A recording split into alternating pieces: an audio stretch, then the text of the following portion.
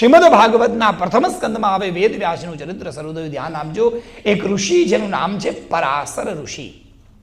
પરાશર ઋષિ એ જ્યોતિષના બહુ જ મોટા વિદ્વાન. એમના જેવો વિદ્વાન આ દુનિયામાં જ્યોતિષ શાસ્ત્રના કોઈ નહીં. પરાશર ઋષિ એટલા મોટા વિદ્વાન, જ્યોતિષ શાસ્ત્રના ગ્રહોની ગતિ એમને બધી ખબર પડે. જ્યોતિષની ગતિ, આમ ગ્રહો જોવે બધી ખબર પડે કેવા યોગ ચાલે છે. યોગ પ્રમાણે જો બાળકનો જન્મ થાય તો બાળક વિદ્વાન બને. જીવનમાં સુખ ક્યારે મળે ખબર છે? બોલો જય શ્રી કૃષ્ણ. ખરેખર સુખ ક્યારે આવે? તો કે મારા શાંતિ હોય ત્યારે. પણ શાંતિ એમ થોડી આવે છે બધા જોડે. સુખ ક્યારે આવે, શાંતિ ક્યારે આવે, પૈસો ક્યારે આવે, ધન ક્યારે આવે? તો કીધું કે જ્યારે સમય સારો હોય ત્યારે. સમય કોણ ચલાવે? ભગવાન? ના, ગ્રહો ચલાવે. How we know it's a night? Because of the moon. આપણને ખબર છે કે આ દિવસ છે કારણ કે આપણે સૂર્ય જોઈએ છે. સૂર્ય ચંદ્ર એકવાર ગોળ ફરે એટલે એક દિવસ અને એક રાત થાય. જેમ જેમ ગ્રહો બદલાય એમ એમ માણસનો સમય બદલાય. જેના ગ્રહો સારા, they have silver spoon in their hand. જેના ગ્રહો સારા એ મુકેશ અંબાણી. બોલો જય શ્રી કૃષ્ણ. જેના ગ્રહો ખરાબ એ અનિલ અંબાણી. આખી જિંદગી હેરાન થાય બિચારા.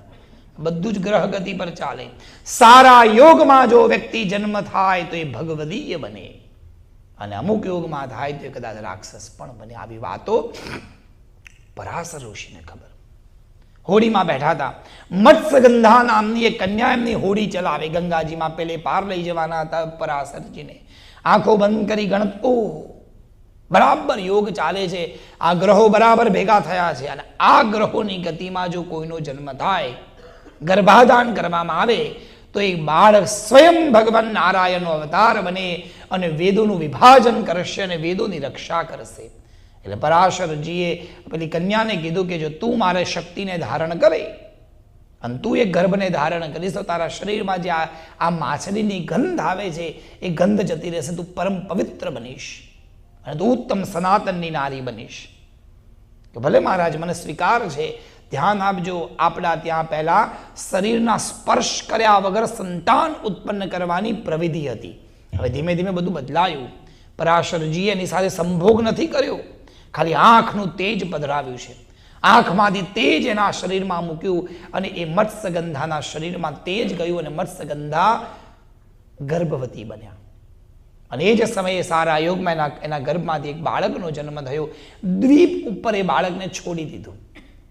પણ એવા યોગમાં બાળક જન્મ્યું હતું કે એનું મૃત્યુ થાય જ નહીં. દ્વીપ ઉપર છોડવામાં આવ્યું એટલે બાળકનું નામ પડ્યું દ્વૈપાયન. કૃષ્ણ કાળો દ્વીપ હતો એટલે નામ પડ્યું કૃષ્ણ દ્વૈપાયન. ધીરે ધીરે ધારે બાળક આપોઆપ પ્રકૃતિ દ્વારા મોટા થયા અને બ્રહ્માજી દ્વારા, હેગ્રીવ દ્વારા એમને સંપૂર્ણ વેદનું જ્ઞાન પ્રાપ્ત થયું. વેદનું જ્ઞાન પ્રાપ્ત થયું. પોતે આખી વેદ રાશિ ભેગી કરી પત્ર પર લખી એમણે એને સુયોગ્ય બનાવી. એક વેદમાંથી 4 ભાગ કર્યા, વેદનો વિસ્તાર કર્યો. આપણે ત્યાં જે વિસ્તાર કરે એને વ્યાસ કહેવાય. એટલે એમનું નામ પડ્યું વેદ વ્યાસ. વેદનો વિસ્તાર કર્યો. આખું નામ છે કૃષ્ણ દ્વૈપાયન વ્યાસ. એમનું આખું નામ છે. વેદોનો વિસ્તાર કર્યો. એક વેદમાંથી એમણે 4 વેદ બનાવ્યા: ઋગ્વેદ, યજુર્વેદ, સામવેદ અને અથર્વવેદ. આ વેદ હવે કોણ ભણશે? સમય બદલવા લાગ્યો, લોકોની બુદ્ધિ ઘટવા લાગી. માંડ એક વેદ ભણી શકતા. એટલે વેદને અલગ અલગ શિષ્યોને આપ્યું. તમે તમારા શિષ્યોને ભણાવો. એ પ્રમાણે શિષ્ય પ્રશિષ્ય પરંપરા ચાલી. જૈમિની, પિંગલ આદિ શિષ્યોને ભણાયા. એ વેદને સરળ કરી એમણે અલગ અલગ શ્રુતિ સ્મૃતિ ગ્રંથો બનાવ્યા. એમાંથી 17 પુરાણોની રચના કરી. અને વેદ વ્યાસજીએ આ વાણી વાંગમયનો અદ્ભુત વિસ્તાર કર્યો. એક આશ્રમ બનાવ્યો, એને વ્યાસાશ્રમ કહેવાય. અલગ અલગ બાળકોને બેસાડી એમણે ત્યાં વેદ અને શાસ્ત્ર ભણાવવાનો આરંભ કર્યો. અને ગુરુ શિષ્ય પરંપરાનો આરંભ થયો વેદ વ્યાસથી. બહુ જ સુંદર પરંપરા ચાલી. અનેક શિષ્યો બન્યા. વેદને સાંભળીને મોઢે કરતા. એક ગુરુજી બોલે અને શિષ્ય એક જ વારમાં સાંભળીને મોઢે કરી લે એટલે એને વૈદિક કહેવાય. ગુરુ બોલે અને એનો સામે શિષ્ય બોલે. 2 જણા બોલે અને પેલો ત્રીજો માણસ એ 2 વાર સાંભળીને મોઢે કરી લે એને દ્વિવેદી કહેવાય. 3 વાર સાંભળીને મોઢે કરે એને ત્રિવેદી કહેવાય. આવા અલગ અલગ બ્રાહ્મણની ટાઇટલો બની. પણ કળિયુગમાં બધી ટાઇટલો બદલાઈ ગઈ. બોલો જય શ્રી કૃષ્ણ. આ બધા પછી આયા પંડ્યાને લાડુ કરવા માંડ્યા, અને પછી આયા દવે ને શું કરશે હવે, આવું બધું પછી નીકળ્યું, પહેલાં નહોતું.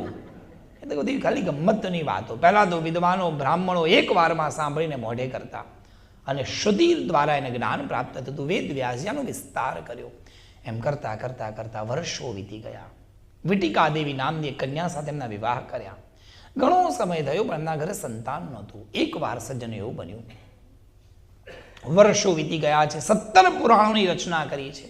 વેદમાં જે ન સમજાય એવું હતું એ પુરાણોમાં મુકાયું, પુરાણોમાં સમજાય એવું નહોતું એ સ્મૃતિ ગ્રંથોમાં લખવામાં આવ્યું. સરળ કરતાં કરતાં કરતાં 17 પુરાણોની રચના કરી, અને મનમાં સંશય પેદા થયો, અરે મેં આ શું લખી નાખ્યું. 17 પુરાણો એકબીજાનો વિરોધ કરે. આ ગ્રંથમાં જે લખ્યું હોય આ ગ્રંથથી સરખાવો તો અલગ પડે. અને ખરેખર એવું છે, 17 પુરાણો તમે વાંચો, તમને શિવ પુરાણ વાંચો તો એવું લાગે કે શિવથી મોટા કોઈ ભગવાન જ નથી. દેવી ભાગવત વાંચો તમને એમ જ લાગે માતાજીથી મોટા તો કોઈ ભગવાન જ નથી. તમે બીજો કોઈ ગ્રંથ વાંચો, મત્સ્ય પુરાણ વાંચો, તમને એમની કથામાં પ્રભાવિત બની જાઓ. જે દેવતા વિશે સાંભળવામાં આવે, સમજવામાં આવે, આપણને એવું લાગે કે આ જ દેવતા સર્વસ્વ છે. પણ આમાં સાચું શું? માતાજી સાચા, પેલા સાચા કે આ સાચા? આ બધું કન્ફ્યુઝન પેદા થઈ ગયું. અને પાછી વાર્તાઓ એવી નીકળી, બોલો જય શ્રી કૃષ્ણ. એક બા હતા અને બિચારા મરણ પથારીએ પડ્યા. તો મરણ પથારી પડ્યા તો એમ થયું ભગવાનને કહું બચાવો બચાવો, તો પહેલાં ગણપતિ બાપ્પાને યાદ કર્યા. તો ગણપતિ બાપા નીકળતા હતા તો એમને થયું વાર લાગશે, એટલે આપણે પાછા ગણપતિનું મંત્ર મૂકીને માતાજીને યાદ કર્યા. એટલે માતાજી નીકળ્યા. ગણપતિ તમે રહેવા દો, મને બોલાવે છે, હું જઉં. એટલે માતાજી નીકળ્યા. પછી માતાજી અડધે પહોંચ્યા ત્યાં આણે મંત્ર બદલી નાખ્યો, શ્રી કૃષ્ણ શરણમ મમ કર્યું. માતાજી કે ભાઈ આ તો ખોટું છે, પડે ભગવાન જશે, મારે ક્યાં જવાની જરૂર. આ બધી ખોટી વાર્તાઓ છે, આ દંત કથાઓ છે, સત્ય નથી. આવું ઉપજાવી કાઢવામાં આવ્યું. એને સમજવું પડશે. પરમાત્માના આવા પુરાણો બન્યા, મનમાં સંશય પેદા થયો, મારે કયા ભગવાનના શરણે જવું, મારે કયા ભગવાનને માનવું. એટલા માટે આવો સંશય વેદ વ્યાસજીના મનમાં આવ્યો કે હવે કરવું શું. ઉદાસ હતા, અને એવામાં નારાયણ નારાયણ કરતા નારદજીનો ત્યાં પ્રવેશ થાય છે. નારદજી આવ્યા, ચહેરો જોઈને કીધું મહારાજ ઉદાસ છો, ચહેરા પર ઉદાસ, બધું બરાબર છે કે બધું બરાબર છે, પણ મનમાં સંશય છે. બધી વાત કરી તો કે એક કામ કરો, હું તમને 4 શ્લોક આપું. આ 4 શ્લોકનું પારાયણ જો તમે રોજ કરો તો આ તમારા મનના બધા જ સંશયો દૂર થઈ જાય. ભગવાન કોણ છે, અવતાર કોને કહેવાય, ધર્મ કોને કહેવાય, બધી તમને ખબર પડી જશે. તો કે 4 શ્લોક તમારી પાસે ક્યાંથી આવ્યા? એટલે નારદજી કીધું કે જ્યારે હું નાનો હતો અને મારા પિતાજીના ખોળામાંથી મારો જન્મ થયો, અને જન્મતાની સાથે નારાયણ નારાયણ નારાયણ હું બોલ્યો, એટલે મારા પિતા બ્રહ્માજી બહુ ખુશ થયા. અને મારા પિતાજી બહુ જ ખુશ થયા એટલે જન્મતાની સાથે એમણે મારા કાનમાં આ 4 શ્લોકો કીધા. મારા પિતાજીને આ 4 શ્લોક એ સ્વયં ભગવાન નારાયણે આપેલા હતા. નારાયણ દ્વારા પ્રાપ્ત એ ચતુશ્લોકી ભાગવત બ્રહ્માજી પાસે આવ્યું. બ્રહ્માજીએ 4 શ્લોક નારદજીને આપ્યા. નારદજી વેદવ્યાસજીને કીધું કે જે મારા પિતાજી દ્વારા પ્રાપ્ત આ 4 શ્લોક છે એ હું તમને આપું, તમારા મનના બધા સંશય દૂર થઈ જશે. એટલે હવે 4 શ્લોકની વાર્તા આવી. બોલો જય શ્રી કૃષ્ણ. આ વાર્તા અહીંયા અધૂરી છોડી દીધી.